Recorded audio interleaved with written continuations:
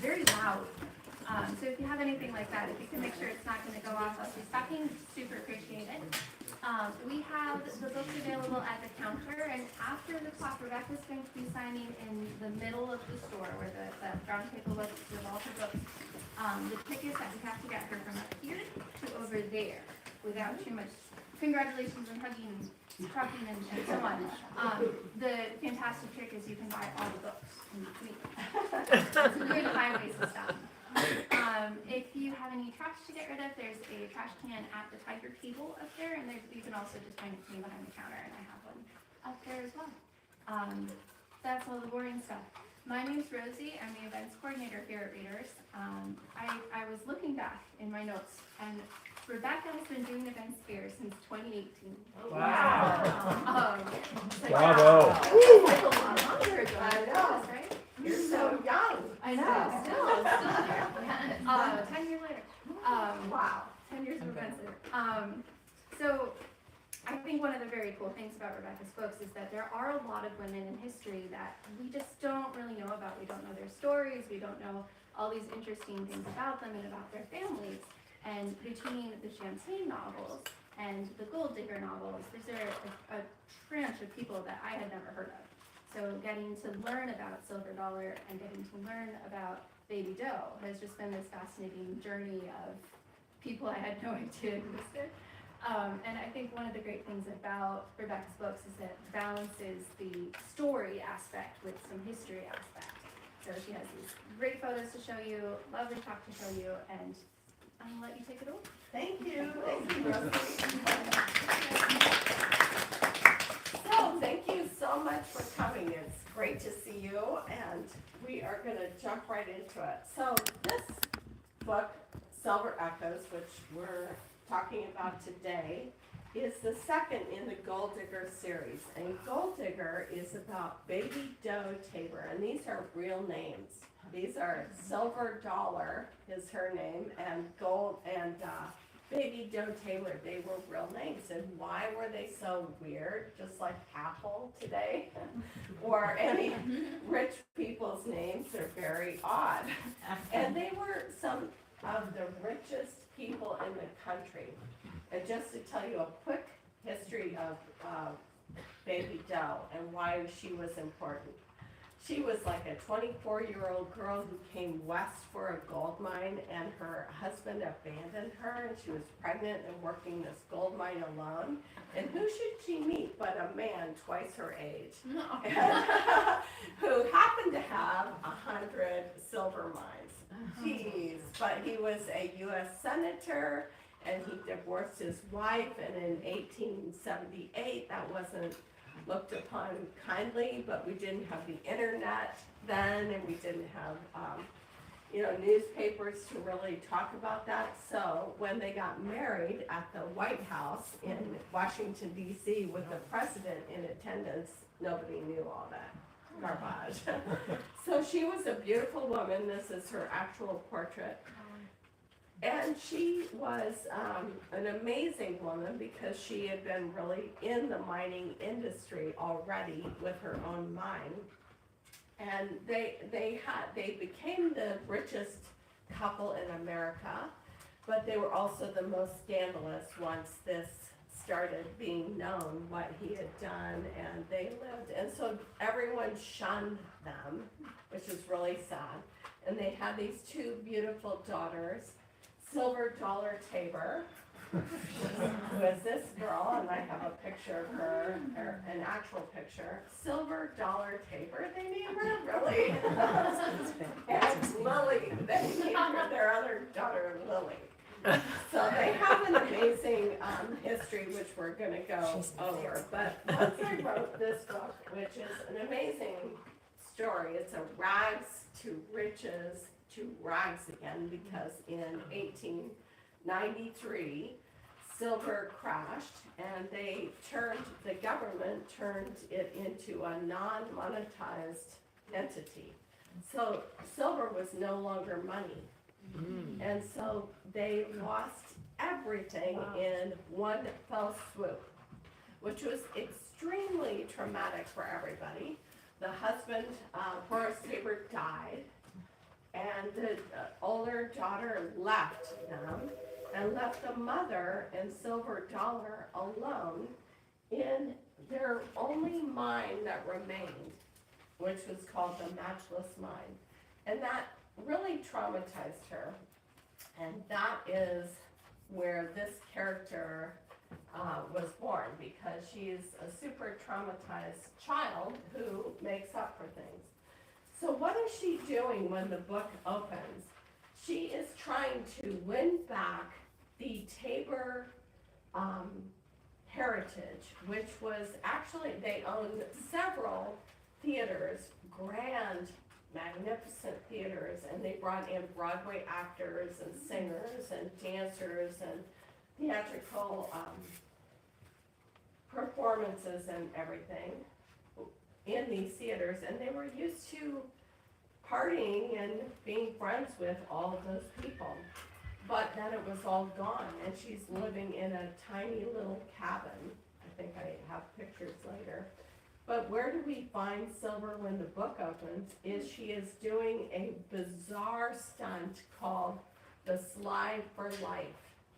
And she is actually holding on to a metal mouthpiece, and she is sliding on a high wire over a lake. And she is, like, her teeth are like rattling and her gums are bleeding. And she is doing this because she wants to be famous and she wants to be an actress. And she actually is already working. This is all true story when you read this. She's actually already working at one of the first silent picture films, but she wants to make a name for herself. So she's doing this, and halfway over this lake, she realizes she can't swim.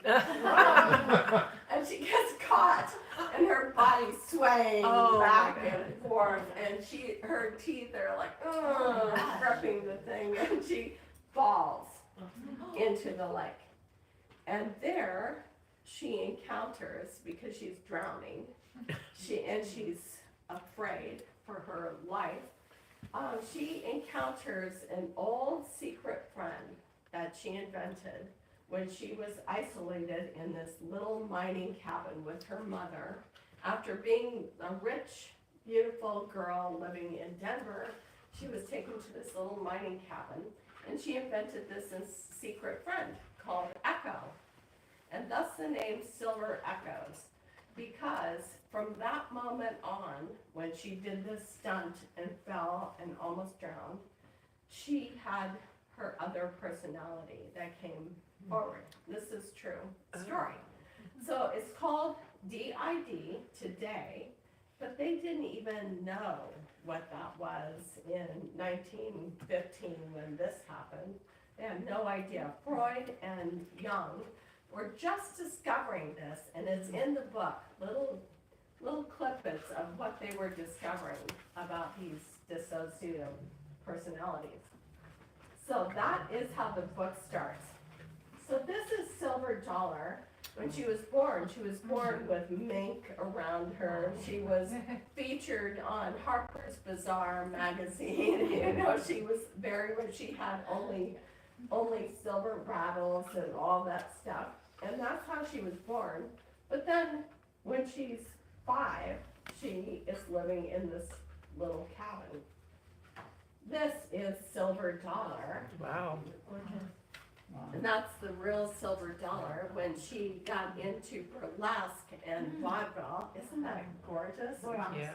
She was spectacular, and she was incredibly talented, which is why I wanted to write the book about her, because if you Google her, it's just going to tell you about her tragic death, which was by scalding in Chicago, and they could never find the murderer.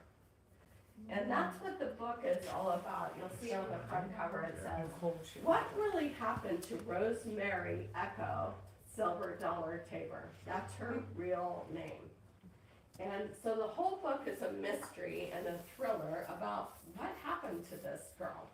And it's through a dual timeline with her mother, Baby Doe Tabor, trying to find out what happened to her daughter. So When Silver Dollar was born, they lived in a mansion on Sherman Street. And this is the craziest story, but Gary and I were driving on the street with a historian that I hired to write Gold Digger, so I could find out the history of the Tabors. And I said to Gary, that's where I lived in between years of college in this apartment building. And he said, that was where Baby Doe Tabor's mansion was. Wow. And I went, Whoa. okay. Oh I my guess I God. have to write this book. Okay, So that's that wild. is her mansion right on near the Capitol, because Horace Tabor was also the lieutenant governor of Colorado. So the Tabors owned giant theaters. This is a magnificent theater, a whole block long, and they would have all the Broadway players come and perform there. So you see that they came from opulence, and they traveled, and they had 100 peacocks wandering their yard and all that. But then suddenly they lost all their money, and Baby Doe had to take them and live in the only mine that they had left, the Matchless Mine, and they lived in that tiny one-room cabin. And the older daughter said, I'm not doing this, and the father died. Horace died when they lost all their money. He was older, and so he died, and so she was left to stay in this mine with her daughter. Hold them up higher. Hold them up, Gary says. Okay, so this is an actual picture we took of their one-room cabin, and I think they've made it nicer. I mean, we've been there many times. So this girl was raised here without any friends. This is in the middle of nowhere. It's 2 miles high in altitude, and she was raised here. So she made up this Echo that was her best friend. And no one really knew that. Her mother kind of knew that, but what was she gonna do? She had no friends. So, but Silver Dollar was a very talented girl. She wrote books, she wrote novels, she wrote plays, she wrote songs, and so she was trying to make it on her own.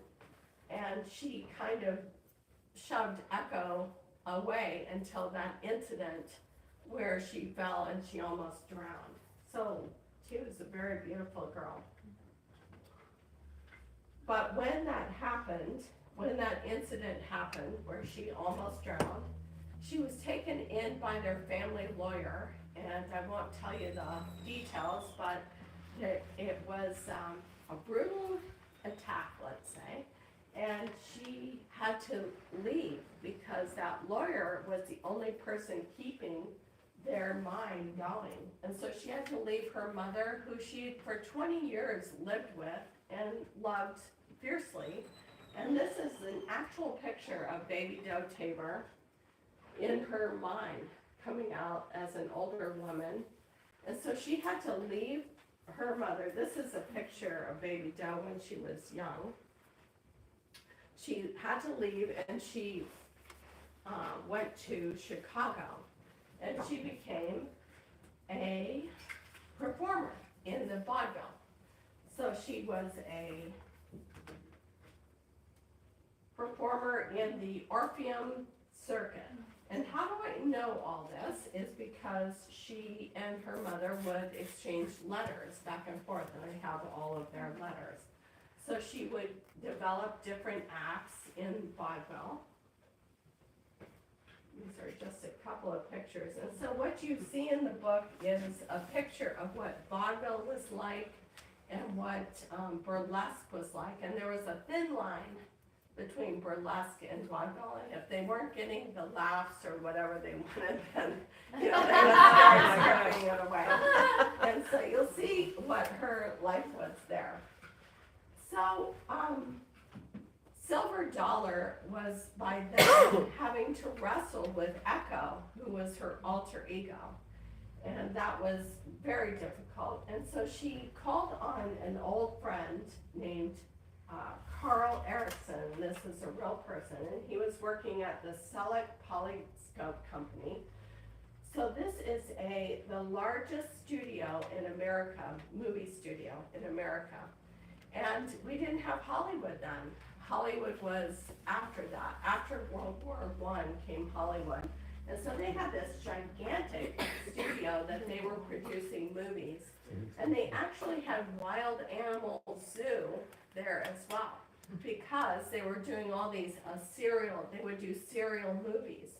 And they needed animals because they were in India or Africa or whatever. And so Silver Dollar's first job was to take care of the animals because she was fearless. And you'll see in the book, she tried to be fearless, and she was, and it would get her in trouble, even though she was very afraid. So she actually learned to tame the tigers. And these are just actually posters of other women of that time that were taming tigers. I don't have a picture of her. But there were women in that time that were doing this. There's one famous one, Mabel, I'll think of her last name in a second, but very famous tiger tamer of that same era. And she grew to love her tigers. And so you see that she's growing that way. But she wanted to be a star. She always wanted to be a star. So she wanted to be in the movies.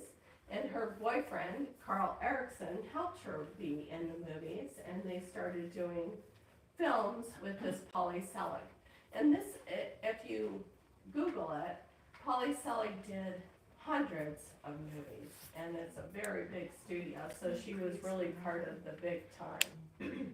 But then, World War I happened, and we came late to the game, but it called all the men into the war, and so the studio had to close. So here she was without her boyfriend and without any support. And so what did she do but get into the speakeasies? And this is actually Diamond Jim Colosimo, who owns many speakeasies in Chicago, and he's the biggest bootleg gangster there is. And so she got very involved with her boyfriend gone with the gangster scene and the speakeasies and everything that was going on there. And in my meeting right before this, they brought up the fact that Chicago, where's Glenda and Ed? They lived in Chicago, but Chicago was going through really tumultuous times then, because they had the whole black immigration coming up from the south, and it was taking over a lot of Chicago. And Silver Dollar lived in those black neighborhoods, and I include that. So she's friends with them, and there are these things called the Black and Brown clubs, and it's where finally black and brown and white people could dance together with jazz and all that stuff. But it also meant that the Ku Klux Klan was really active in Chicago, which I had no idea. And they would have race riots, and the Ku Klux Klan would be marching down the streets. In addition, they would have the whole prohibition thing with the women's temperance unions marching down the street. So there's a lot of Chicago stuff in this book, which is very exciting. So she became a flapper performer extraordinaire with her tiger taming act, and she became a headliner. And a little more was going on with these gangsters, but it wasn't all good. So they put her up in a fabulous place, but it wasn't all good because they had lots of girlfriends, lots of wives, lots of things going on, and very violent. So she would be doing her tiger taming act during the nights, and then she would end up sad and alone in her home. And meanwhile, she always wrote her mother, Baby Doe Tabor, who was still in this cabin. Makes me sad to look at this, because her history too is that she ends up, well, I hate to say that, but She ends up freezing to death in this cabin. Oh. It's not in the book, it's later, but, so these two women who were unbelievably dynamic and reflective of the women of that era. Like the women of that era in the 20s were taking a lot of chances and really being out there, and they were testing their mettle. Also in the book, you'll find out that Silver Dollar introduces her gangster friends to her mother to invest in the mine. So while she's making this mine come about, it's invested with the gang of Chicago. So she figures out how to get back at them. So that's kind of fun. But the whole while she's working, okay, so Carl Erickson, this is in 1932, the dual timeline. Carl Erickson comes and meets with Baby Doe and says, I'm going to write a movie about your family because they're amazing. And so she helped him do that. Sorry. And they try and figure out over time what happened to Silver Dollar, because Baby Doe always told everyone that Silver Dollar is not dead, she's in a convent. She wrote me, she told me she's going to the convent. So that's what she always said. And she and Carl try and figure out whether that's true or not. So this is the actual Silver Dollar movie in 1932 that came out with Carl Erickson, which is really amazing. And Baby Doe in real life did not go to that premiere, but in my book she does. She has to. She has to.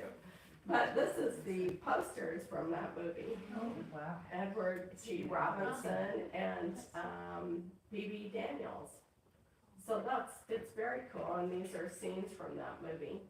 So the whole history of the Tabors was captured, and in a way I think Silver got to live through that, because that was her boyfriend and her that created that script.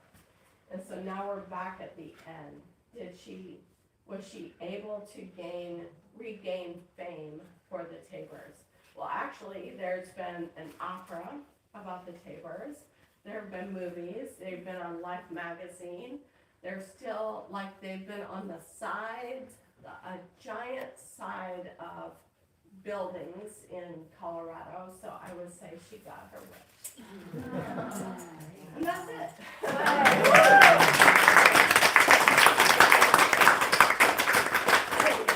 Very fast. Surprise. That's cool. That's cool. Any questions? Yes. You said she was afraid of the tigers and all that. Did she have Echo come and, Yeah, Echo, she struggles with Echo the whole way. The whole way. To try and get away from her. And people who have read this have said that they found Echo helpful, but then Echo takes over. And Echo has Echo's gutsier, Echo will take anything on, and she is wilder. So Silver Dollar relies on her religion. She goes to the Catholic Church, she does confessions, but confessions isn't so good when you have another personality, so it's tough. It's a tough struggle between them. The older sister, did she keep in touch with her family? Yeah, she's in here. She is in here. So Silver visits her, and you'll see what happens. But in reality, she was terrible. She would, when reporters would come to her, because these were really famous people, and they would come and say, so we know you're the daughter. No, I'm not the daughter. I'm a daughter of some other brother of the Tabors, and so she really denounced them, and she didn't want any part of them. Why? Because it was very scandalous. Their whole relationship, Baby Doe and Horace Tabor, got to be very scandalous, and society had shunned them, so they wanted to be, she wanted to be pure. And she Lily ends up being part of the temperance society, which is totally against what Silver is doing, because she's a headliner at the speakeasy, so it's interesting relationship. Yeah, she's interesting. Yes. So during your research for this, when you started with your first book, did you come across a point where you said, oh wow, I've got to continue this? Was there something that you discovered that made you know right away, oh, I'm going to have to write about Silver Dollar? I think, her Baby Doe story is so big and so amazing because it just is. It's really dynamic. She's been, Silver Dollar has just been thrown away by society. They said that she was a druggie and a drunk and all this stuff, and I saw no evidence of that when I look at research, and there were 2 biographies of her that were done like in the 30s. No one ever said that. So I said, I don't think they're telling the truth about her, and she was so talented, so I felt like there was something more. Then I had the letters between them, and I read them again and again. I don't know, I was really kind of obsessed with her, I guess. And I said, why is she telling her mother to write all these different names at all these different addresses and doing all these different jobs? Like she was a hat check girl, and she was working at Neiman Marcus and all these different things, and it just didn't even make sense. And then she'd write her mother, oh, I'm getting married, and then all of a sudden she's with somebody else, and it was just like, wow, okay, I think I got that she's not just one person. She's trying, whether it was really DID, I think it was, but whether it was or not, she was really struggling a lot. And that's sad because she didn't have the money at the time to get home. I don't know. They really had a disconnect, and that's sad. The mother and daughter, who loved each other a lot, couldn't solve each other's problems. What took her to Chicago? Because something happens, you'll have to read, a horrific thing happens to her in Denver, and she has to flee or be arrested. She's already in jail. She's already in jail, and her family lawyer gets her out, and then he attacks her. And so she has to leave, and she has to change her name, so she changes it to Echo. And she becomes she's called Echo Labode, and she pretends she's French. And she's in burlesque and everything, but that takes over, that persona takes over. Did mom and daughter ever reunite? What was that? Did mom and daughter ever reunite? They never did. Sad. I thought I heard you say Silver Echo was trying to get the mafia to invest in Yes. Baby Doe's. Yes. Did they? Yeah, well, in the book. Oh, no. Okay. So, Baby Doe Tabor tried to get that mine going for her whole rest of her life, and she had investor after investor after investor, and they don't obviously say whether they're in mafia or not, but Silver was definitely involved with them. And so why wouldn't she? She wants her mother to succeed, and so she would get them involved. So that's one of those leaps of faith, because they're not going to say that Baby Doe's investors were mafia. Yeah. Sorry, one more question. That's okay. Did Baby Doe outlive Silver? Yes. Okay. Yeah. What was the question? Did Baby Doe outlive Silver Dollar? Yes. So, and she died, let me think of the year, I don't know. Can't think of the year, but I think she died in maybe 1935, Baby Doe. And supposedly Silver died in 1925, so 10 years later. But, as I said, her mother never ever admitted that she was dead. It's not just about these two people, but, you know, they're interesting enough. They're like, wow, what lives they lived. But it's about all the women of that era and what they were going through. They were trying to be bigger than housewives at the time, but they were having troubles doing that. And you see it in this picture I showed you of Dale, who was the girlfriend, Dale, who was the girlfriend of Colosimo. So they shoot, the mafia kills that guy that I showed you a picture of. And she's his bride with a giant ring on her hand, and she should get everything. No, she cannot get anything. She takes off the ring, she says, have all the money, she has to get out, she's gonna go to New York. So, you know, so all women at the time were dealing with that. And I want to thank Ed and Glenda for turning me on to Broadway. Yeah, Broadway. What's it called? Broadway. The series. Oh, Empire. Broadway Empire. Empire. Did anyone see that? Broadway Sorry. Empire. That's this era. Boardwalk. Boardwalk. Oh, yeah. Boardwalk. Finally, one of us. Yeah, he brought it up. Boardwalk Yeah, we watched it. Because Yeah. I needed those visuals in my head because that's the life we're talking about. Oh, Is yeah. that, yeah, Yeah. Boardwalk Empire, and you see what happens to the women there, they're not, nobody's treated well, so it was about that era. Wow. Yes, Would you recommend reading Gold Digger before Silver Echoes? who's read both? Anybody? You've I read have. both, what do you think? Well, Well, yeah, they're different stories. They are very different stories. I don't think it totally matters. When I read the second book, I different times thought, oh, did we learn any of that in the first? It kind of makes me want to go back and read. You know. I heard other people want to go back and read the other story because they were bigger than life, but Silver Echo stands alone because you've got the dual timeline and you learn a lot about their lives anyway. But that Baby Doe story is, you know, kind of the origin story. But you could just read Silver Echoes for sure. But you should Amazing character. You should read them both. Yeah.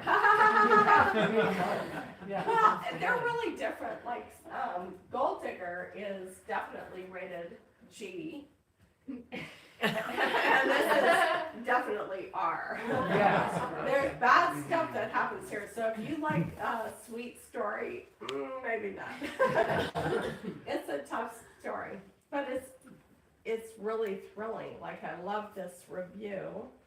I don't know if it's in here, but a review I got that it's like, you know, that it is thrilling. It's thrilling. It's very thrilling, and it moves very fast, and you're like, whoa. It's a thriller. This is a mystery thriller, and this is historical fiction. That's the genre difference. Rebecca, did you find in your research with DID that psychologists and psychiatrists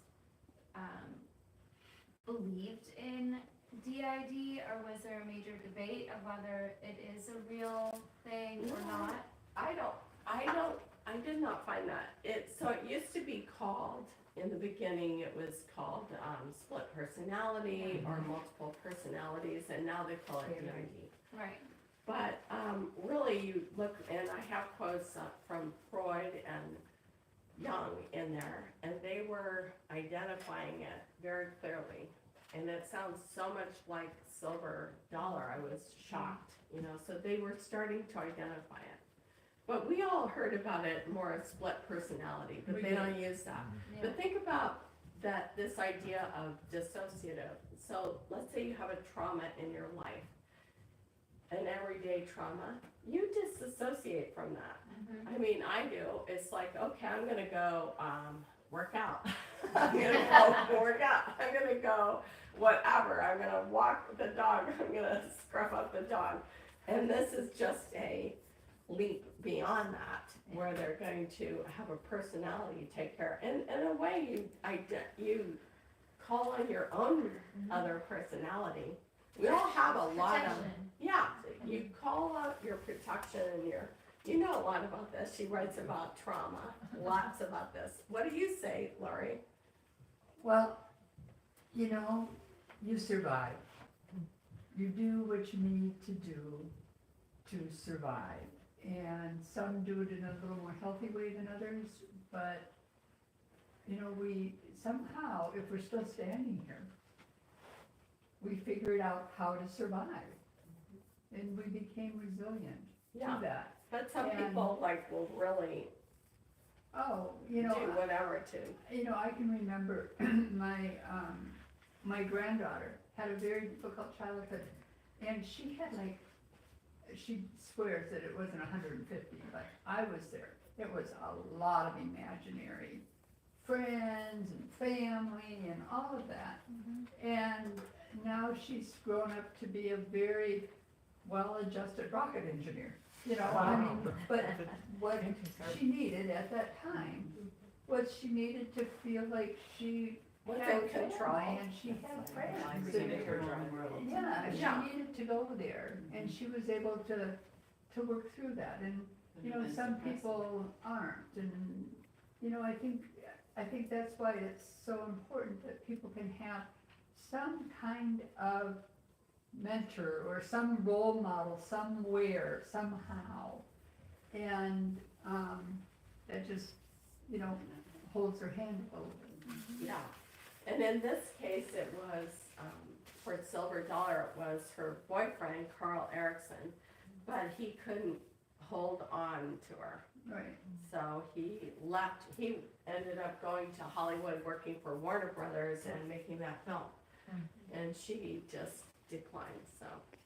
But, there are a lot of twists and turns in this book, and whatever I've told you now is not really what's gonna happen.